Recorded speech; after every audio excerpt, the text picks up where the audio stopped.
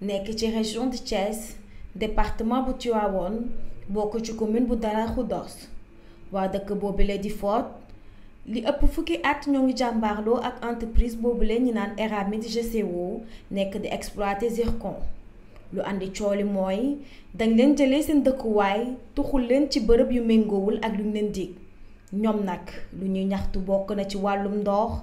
courant dëkkuwaay ak kër docteur ñu teewli seeni ay kàddu. D'abord je suis un militant de Arctic 25 association bu nga xam ne dafay liggéey ci suñu ressources yi donc il travaille sur les ressources au Sénégal et à l'étranger et donc pour que les ressources l'exploitation des ressources viennent vers les populations et que les gens ne viennent pas exploiter nos ressources sans rien laisser aux populations avec tous les dérangements, toutes les difficultés qu'elles vont voir et subir. Donc nous, Arctic 25, depuis qu'on a été au courant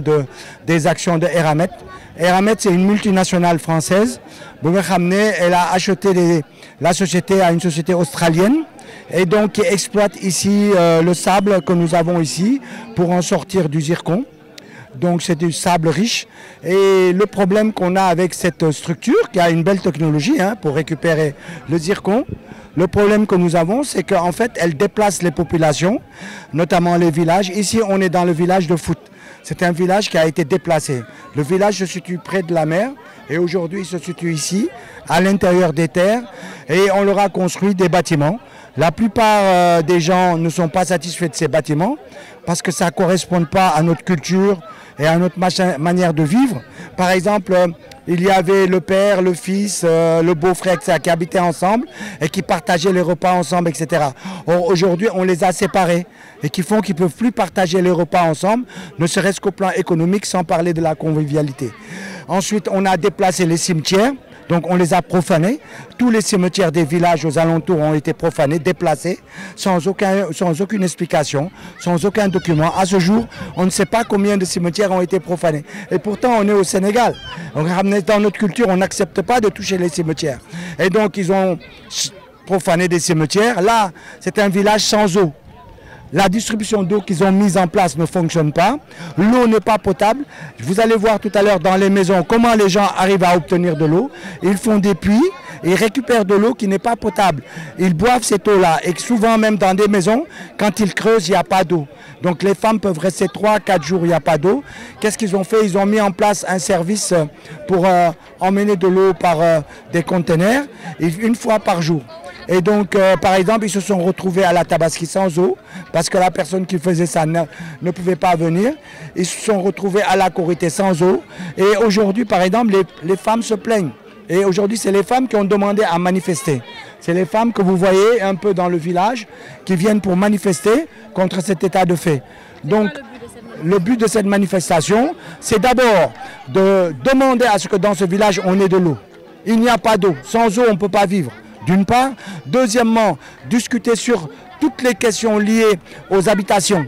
sur lesquelles ils ne sont pas du tout contents. Les villageois veulent retourner à leur village. Ils ne veulent pas qu'on leur construise à l'extérieur n'importe quoi. Ils veulent retourner chez eux. Et en même temps, lorsque Eramet finit d'exploiter, il a toujours été question de leur rendre les terrains. Et aujourd'hui, on ne leur rend pas les terrains. D'accord? Aujourd'hui, les terrains sont rendus à l'État. Ils se retrouvent sans terrain, sans terre agricole qu'ils avaient. Et ils sont là depuis toujours. Les villages existent là depuis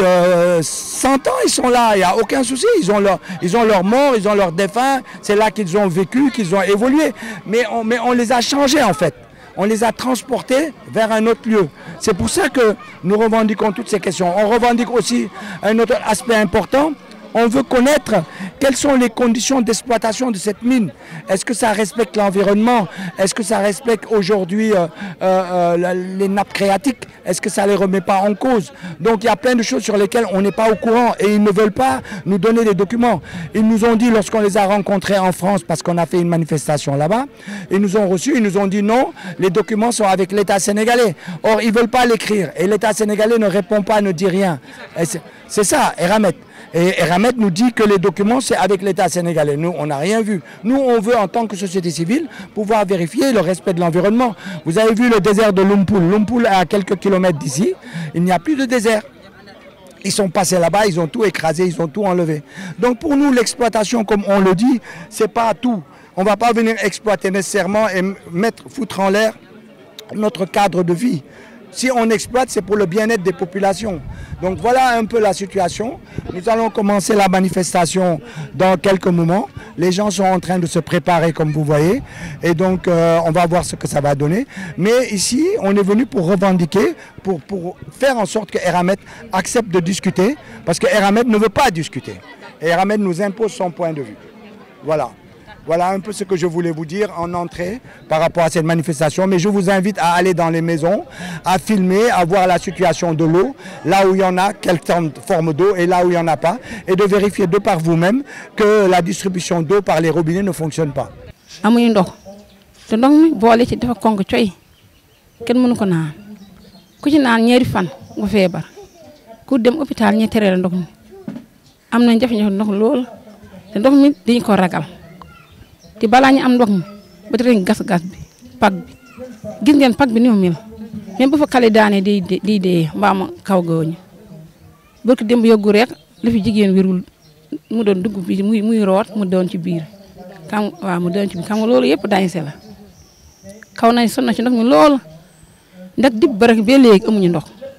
di ñu wër ba sonn amuñu ndox te ndox mi léeg-léeg mu indi bët bu konk coy léeg-léeg mu indi bët bu wéer te gis nga ni arrêté na sax su kanaa ci forage bi moo tilim forage bi lañ yaakaar moo tilim mbaa fii gas forage moo indi bët bu konk bi te bëgg nañ ku ñu seen ndox bi daal bu ñu amoon soxla nañ loolu ndox bi ma amul moo jeex te suñu dëkk bi yëpp sama dëkk bii rek moo fi amoon ndox ku ñëw fajar nga fi rang ngay rang ñuy rangate par kenn ku root abal kenn nga root ku root abal kenn nga root fi mu nekk ni arrêté na ba heure bi suba moo door indi wax ndox suba rek lay indi wax ndox loolu nag bu ko defee bu dee keneen ñeneen amuñ ndox fu ñu fan la ñuy dund bu dee li nga ci am yeesul ñaari bidon mbaa ñetti bidon mbaa ñaari paan kon noo ci maye keneen te nit bu yënd suba ba ngoon naanul xam ngeen loolu daañu seen loolu moo ñuy sonal fii te li ñaareel kër yi gis ngeen ni kër yi sunu xale yi amuñu kër amuñu hôpital bu baax hôpital bi am nañu hôpital waaye garab bi daa des garab amul waaw garab bi seerul sax seer na seerul ndax amul xanaa am nu mu def rek ba ñu bëgg foofu ñu am lu ñuy def ñu def naka saay rek bi ñu mën ko dimbal bi ma mucc waaye léeg-léeg sax guddi gi bu ñu fa demee ku bëgg wasin guddi boo yoru sa téléphone doo mën a wasin bu baax ndax hôpital bi day fay amul lumière bu guddee am nañ lamp waaye bu guddee day fay waaw groupe bi day fay day leen dem tëru ci amul ndox itam hôpital bi amul ndox ni ñu ñàkkee ndox noonu hôpital ñàkkee ndox te xale yi léeg-léeg ñu dem foofu ñuy sonn ñu war leen may ndox te duñu ko am loolu yëpp ñu ngi ci suñu coono bii te xale yi gis nga suñu xale yi góor yi amuñu fu ñu dëkk amuñu seen kër ñu nag suñu xale yi góor ñu fanaanoo ci biir néeg xam nga yow ak sa doom yu góor ngeen fanaanoo ci biir néeg benn néeg nooy mën a gisee papam doo ko mën a gis loolu yëpp jafe-jafe bi mu ngi fi bii waaw te am nañu jafe-jafe matt yi tam école bi tam dog na am na li ci dog am na li dogul waaw am na li ci dog am na li dogul waaw xale ñu ngi dàng am na lu manqué kam man nag sama xale dina doon jàng foofu waaye génne naa ko foofu loolu kam directeur école bi moo ko mën a kam waaw mbati ngeen dem foofu waaw waaye man kam li ma ci jot a kam am na jafe-jafe ndax saa bu ñu defee réunion rek dañu koy wax dañu ko faral di wax nee nañ na wax jàmbur nag waroo ko wax bu ngeen yeggee foofu rek borom wax bi dina wax ko kam lii njàmbata man nag ñun kam man wala jigéen yi kam ndox mi hôpital bi moo ñu sonal ak dëkk kaay xale yi amuñu fu ñu mën a dëkk boo defee naa sa doom yu góor ci biir néeg biir benn néeg papam nooy def ak moom te loolu yëpp warul diggante doom ak ndey doom dafa war a am kiram ndey am kiram loolu yëpp gis ngeen fii jafe-jafe boobu am na ci kër gi waaye ndox mi kan kanaa financement sunu tos bi ñuy defar sunu mbalit bi ñuy defar moom de am nañu financement boobu kam bu ñu ko jaayee dañ ci am dara ñu koy jëfandikoo ci sunu biir waaye bu weesee loolu gis nañ fi benn financement ñun jigéen ñi kam gis nañ fi benn financement te li dal jigéen ñi moo dal góor yi loolu xam naa li dal jigéen ñi moo dal góor yi boo gisee ñi am gis ñi amul loolu bëri na fi lool waaye ñi amul ñu ëpp ñi am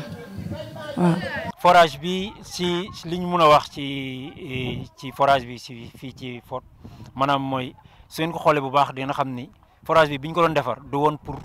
ñu jox ko en alimentation nit ñi ñu koy naan mais ñoom seen travaux yi ñu doon def fii moo taxoon ñoom ñu defoon kii bi ak liggéey yi nga xam ne doon nañ ko def fii léegi bi ñu demee def nañ ko ba pare di toxal nit ñi par force ñu ñëw fii amuñu beneen pexe lu dul di jox nit ñi ñu naan ndoxu forage bi te gis ngeen forage bi nu mu mel ak effluents yi ñu def nii yi ñu ci def nii forage bi couleur bu beige la woon mais bi ñu xam ne ministre bi dafay ñëw en 2024 juillet lu ñu def di dem peinture ko mu marron c'est que marron bi day làq couleur lu xonq li nga xam ne moom la ndox mi di xelli ci kaw kii bi soo xoolee bu baax xam ne lii kenn du ko jox nit di ko naan te ñoom xam nañ ko autorité aussi xam nañ ko kon dama yaakaar ni lii moom ñun am nañ taxawaay beneen boo xam ne sax ñu ngi koy xalaat incha allah dinañ si def maanaam porter leen plainte si lii parce que lii crime contre l'humanité la. non dara dañuy jàppe ak mépris rek su fekkoon ay nit ñu considéré yi am leen si ñoom respect xool xam si lan mooy seen dignité ñu jox leen ko du ñu liggéey li ñu liggéey nii. parce que xam ne lii ku xool bu baax déjà def naan jël ngeen ko en vidéo di ngeen xam bu baax ni lii bon non seulement travail arabe sax moo ko gën a solide moo ko gën a dëgër mais nag ñun li ñu mun def rek maanaam moom mooy en tant que citoyen suñu revendiquer suñuy droit en toute légalité léegi nag li des na si loxo autorités yi su fekkee ne réellement li ñu woote ci patriotisme li ñu woote ci gëm suñu réew li ñu woote ci ne dañuy taxaw pour askan bi ñu sàmm te aaral leen seen ak seen yelef def naan bu ñu gisee lii xanaa kon taxawaay bi ci war ñoom xam nañ ko ñun duñ leen ko wax ñoom ñoo ñu ko war a gën a xam dañ ko taxaw loolu la ñu séntu loolu la ñu xaar ci ñoom autorité yi. waaw forage bi daal moom gis ngeen ko moom bépp buy sénégalais gis nga ko te forage bi tamit moom dañ ci amul pek rek waaye ku fi gis ku fi ñëw nga xam ne fii moom wax dëgg lii mënuñu ci dund dañ ci amul pek rek bari na ñoo xam ne si mën na la ci limal ay parents 5 parents yoo xam ne si keroog ba ñu demee hôpital am Dabakh ba ñu leen xoolee médecin ba ñu leen xoolee dañu leen xamal ne bay leen ndox mi ngeen di dund dañu leen xamal ne ndox mi ngeen di dund moo baaxul ndaw si wax na ko sànq nee na daaw motul sax daaw dafa yóbbu doomam fale ci Sor Mboro mu ni leen léegi soo demee ndox mi nga xamante ne moom nga war a utiliser bàyyi ko bu ko jox sa doom ci mooy dawal biir bi forage bi gis ngeen ko ñun amuñu ci pekk te fi mu ne nii forage bi ci boppam nu mu mel tey dëgg su ma la waxee dëgg dañ ci amul pekk rek waaye bu ñu amoon fu ñu jàpp feneen dañ fay jëfandiku te dëgg bëgg nañu lii ñu faj ko te dëgg xam naa ni moom à 2019 la ñu déparé ci gent ñu andi ñu fii ba 2025 ñuy nekk fii di wax nekk fii di yóoku boobu jamono Macky Sall la léegi nag Diomaye moo fi nekk dañu bëgg képp koo xam ne si yaa ngi nu déglu képp koo xam ne yaa ngi nu seetaan nga dimbali na lillahi wa rasuli ges woo liggéey bi muy liggéey fii ak jëf ñaaw bi muy jëf fii ngeen dimbali ni ngir yàlla ak rasulillah ngeen ñëw faj ko ndax forage bii dëgg ñoom bu ñu dee ñëw fii dañoo àndaale seen ndox bopp boo xam ne si buñ ñëwee ci ndox boobu la ñu naan bi nga xamante ne bañ nañ ko dund nag ndox boobu la ñu sant nañ ci dund loolu nag moonte nekk man defe naa ne jullit li ngay bañal sa bopp nga war a bañal sa moroomu jullit léegi nag bëgg nañu ngeen taxaw ci loolu yéen ñi nga xamante ni yéen a ko jël fii ngeen teg ko fi ngeen ko war a teg ñi ko war saafara ñu saafara ko ñi ko war a déglu ñu dégg ko te yaakaar naa su ngeen demee ni ko bëggee noonu ngeen koy defee. waaw chef de village la ñu am. moom man doo ko ci dara am na lu ma ci wax am na lu ma ci waxul ndax moom dafa mën rek wax ñi def waa ñu wax ñu bañ a def moom itam wax dëgg yàlla wax na kattanam waaye defuñu ci dara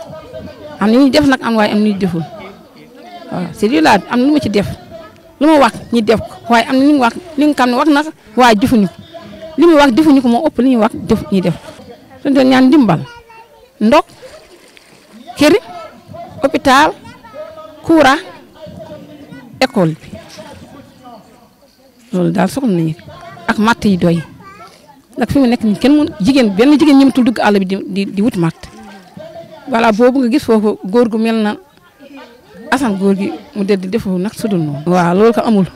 amul waaye dañ ko ragal ndax dëkk bi léegi wóorutul àll bi léegi wóorutul ndax ñi dëkk ci àll bi xamuñu leen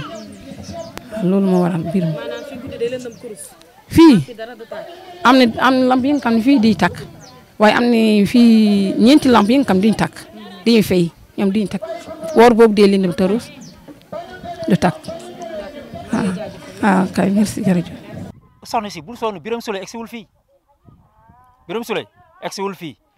bi mu ñëwee waa GCO la rendre visite ñu téye ko foofu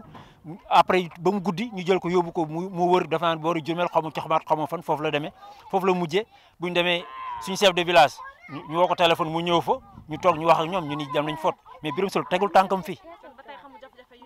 daf koy dégg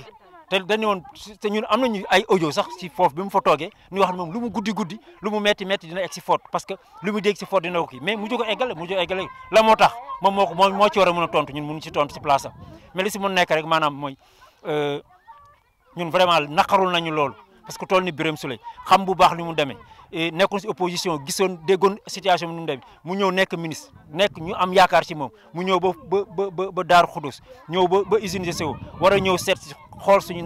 naq ak suñu jàngoro pour saafara ko ñëw yem foofu waa GCO nat ko moo xam lu tax ak yooyu vraiment loolu métti nañ fu métti yem te nañ ko yuuxu fépp fu ñu ko mën a yuuxu def naa ni ndimbal mënul weesu que li nga xam ni moom la GCO di def nii te ñoom ñu xam ko parce que ñoom am nañu ay contrôleur am nañu ay superviseur am nañu aussi dinañu recevoir à chaque fois des rapports de la mine kon bu fekkee ni vraiment ay autorités la yoo xam ni dañu taxaw pour jàppale seen askan xam nañ bu baax ni war nañ mun a taxawaay bi ci war te aussi li ñuy wax jubal jubanti bi ñuy wax que aussi mu bañ a nekk ay jàpp ay détournement rek di kii yooyu mais que biir administration ni ñuy doxale ñoom ñu jubantiku parce que bu fekkee ni buñ taxee sax en réunion di wax ak GCO seen dirigeants yi di wax ñun population buñ jógee di tontu wala di joxe ay gis-gis avant même waa GCO di tontu waa administration ñoom ñoo leen di tontul ñun def nañu loolu du taxawaay bu impartial dañu yaakaar ni kon jubal jubanti foofu la njëkkee faudra que autorité administrative yi jëm aussi ñu taxaw ni ñu tëdd njaaxaanaay comme ni ñu koy waxee vraiment loolu moom dañ koy ñaan bu baax a baax ci autorités yi ñoom ñu taxawaay ñu am impartialité si li ñuy liggéey am si aussi patriotisme te aussi autorité aussi li nga xam moom mooy li ci war ci situation bi ñu xam ko lii ñu koy dund te ñun dañ jàpp ne lii crime contre l'humanité la ñoom aussi ñu taxaw ci taxawaay bi ci war pour que GCO arrêté li muy def nii pour que aussi zone bi nga xam ne grenier agricole la fii mën a dundal Sénégal yëpp ci légumes ak yenn meññeef yi ñu jàppale agriculteurs yi pour que ñoom ñu kii ko d'autant plus que ñun am nañu coopérative agropastorale boo xam ne sax ba léegi GCO def ko boycott nangul liggéey ak moom. waaw loolu daanaka ay quelques tables rek lañ ci manti ndax bañ awaa ñuy koor boobu la ñu géej tokk ndox ba léegi boobu awaa ñu koor boobu la ñu géej tokk ndox robinet yi moom daanaka bëri na yoo xam ne si dàmm nañ ko sax ndax amatuñ njëriñ kellatuñu defatuñu dara gis nga keroog Birame Souleye ba ma fi ñëwee forage bi